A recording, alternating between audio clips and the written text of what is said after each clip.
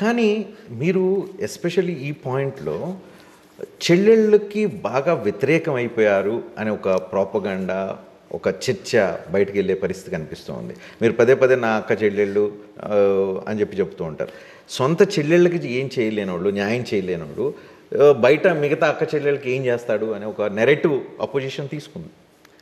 So basically చెల్లెళ్ళకు న్యాయం చేసేందుకు ఇంకొకరికి అన్యాయం చేయాలి అని అంటే అధర్మం కాదు. సో న్యాయం ధర్మం అన్నది మోస్ట్ ఇంపార్టెంట్ గైడింగ్ ఫ్యాక్టర్ కావాలి ఏదైనా ఒక నిర్ణయానికి. And as far as the other issue is concern, మీరు అన్నట్టుగా రాష్ట్రంలో ఉన్న మిగతా అక్క చెల్లెమ్మలకందరికీ వాళ్ళ జగన్ వాళ్ళకి ఏం చేశాడు, వాళ్ళని ఏ రకంగా చూసుకున్నాడు అనేది రాష్ట్రంలో ఉన్న ఇన్ని కోట్ల మంది అక్క చెల్లెమ్మలకు అందరికీ తెలుసు. ఇక్కడ మీరు 2019 ఎన్నికల ముందు మర్డర్ జరిగింది. ఫుల్ 5 years మీరు పవర్లో ఉన్నారు. మీరు చనిపోయింది మీ బాబాయ్, అధికారంలో ఉంది మీరు. తప్పు ఎవరు చేశాడు, హంతకుడు ఎవడు అనే విషయాన్ని ఎందుకు కనిపెట్టలేకపోయారు? అన్ఫార్చునేట్ థింగ్ ఏంటంటే రజనీ, ఇన్సిడెంట్ జరిగిన తేదీ నుంచి తర్వాత మన ప్రభుత్వం వచ్చే టయానికి ఆల్మోస్ట్ 3 months దాటిపోయింది. 3 months తర్వాత మన గవర్నమెంట్ వచ్చింది. వచ్చిన తర్వాత మన వాళ్ళు, మన పోలీసులు, మన ఎంక్వైరింగ్ ఆఫీసర్సు వీళ్ళు చేసిన ఎంక్వైరీ రిపోర్ట్స్ వీళ్ళు చేస్తూ పోతున్నారు. బట్ వీళ్ళ రిపోర్ట్స్ వీళ్ళు కంప్లీట్ కాకమునిపే, వీళ్ళు కంక్లూడ్ చేయకమునిపే ఇటువైపున ఏమేమో వీళ్ళంతకు వీళ్ళే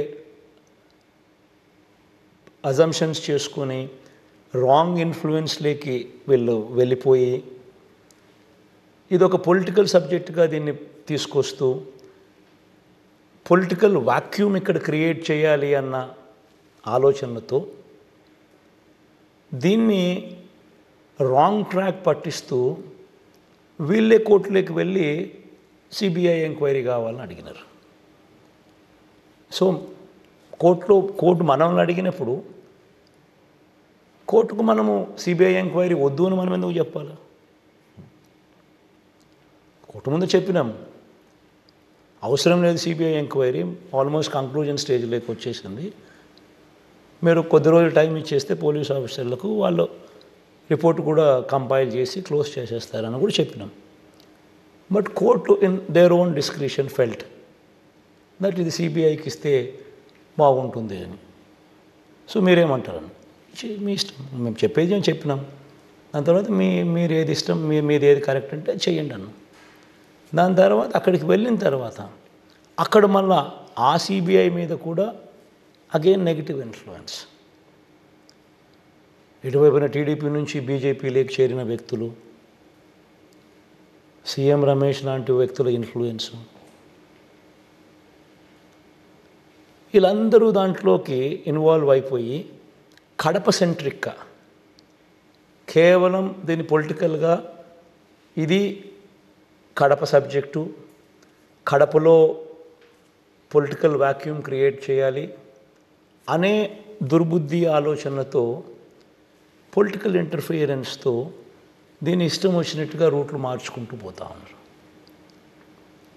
అదే విషయంలో అందుకే అవినాష్ దాని తర్వాత తన మీద ఆరోపణలు ఎప్పుడైతే తన మీద వచ్చినప్పుడు తాను జస్టిఫికేషన్ తాను ఏదైతే డీటెయిల్డ్గా తాను ఎక్స్ప్లెయిన్ చేశాడు, చాలా బాగా చెప్పాడు.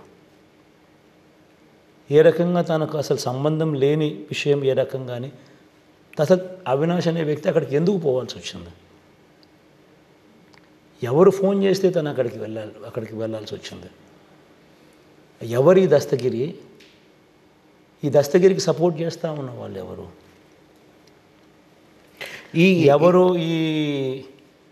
ఈ బీటెక్ రవియే, సోకాల్డ్ బీటెక్ రవి, వివేకం చిన్నాను ఓడించిన మనిషి. ఆ ఎలక్షన్ చిన్నాను ఓడాల్సిన ఎలక్షన్ కాదు, ఎంపీటీసీలు జెడ్పీటీసీలు ఎన్నుకునే ఎమ్మెల్సీ ఎలక్షన్.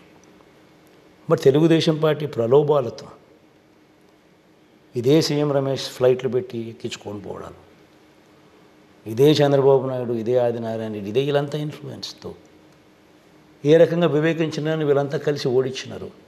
ఆ ఓడించిన అదే బీటెక్ రవికి ఎవరు సపోర్ట్ చేస్తారు? ఇటువంటి లాజికల్ క్వశ్చన్స్ అన్నీ కూడా ఏదైతే ఎవరు చెప్తే అవినాష్ అక్కడికి వెళ్ళాల్సి వచ్చింది. వివేకం చిన్నాన్నకు రెండో భార్య ఉన్నమాట వాస్తవం అవునా కాదా? వివేకం చిన్నాన్నకు రెండో భార్యతో కొడుకు ఉన్నమాట వాస్తవం అవునా కాదా? ఇవన్నీ రికార్డ్స్ చూస్తే తెలుస్తాయి. ఆ పిల్లాడిది DNA చూస్తే తెలిసిపోతుంది నిజంగానే కొడుకు అవునా కాదా అని. భార్య అవునా కాదా అన్నది ఎక్కడో ఒక చోట ఎవిడెన్సెస్ ఉంటాయి కదా, చూస్తే తెలుస్తుంది. ఫోన్లో వివేకం చిన్నాన్న ఫోన్ చూసిన భార్యకు తనకు ఉన్న మెసేజ్లు, చాట్స్ ఇవన్నీ చూసినా తెలిసిపోతాయి. మరి ఇటువంటివన్నీ కూడా ఈ కోణం నుంచి ఎందుకు మీరు ఎంక్వైరీ చేయడం లేదు? ఎందుకు ఇవన్నీ పరిగణలోకి తీసుకోవడం లేదు అని ఏదైతే అవినాష్ రెడ్డి అడుగుతూ ఉన్నాడో అవి లాజికల్గా కరెక్టే కదా. అవి కరెక్టే కదా అని మన లాంటి వాళ్ళు ఎవరైనా కరెక్టే కదా అని, సహేతుకమే కదా అని అంటే చాలు, వెంటనే మన మీద కూడా లేనిపోయిన ఆరోపణలు చేయడం, ఇది ఎంత మటుకు ధర్మం? ఏదైనా న్యాయం ఉండాలా, ధర్మం ఉండాలా. న్యాయం వైపు, ధర్మం వైపు ఏదైనా మాట్లాడాలి.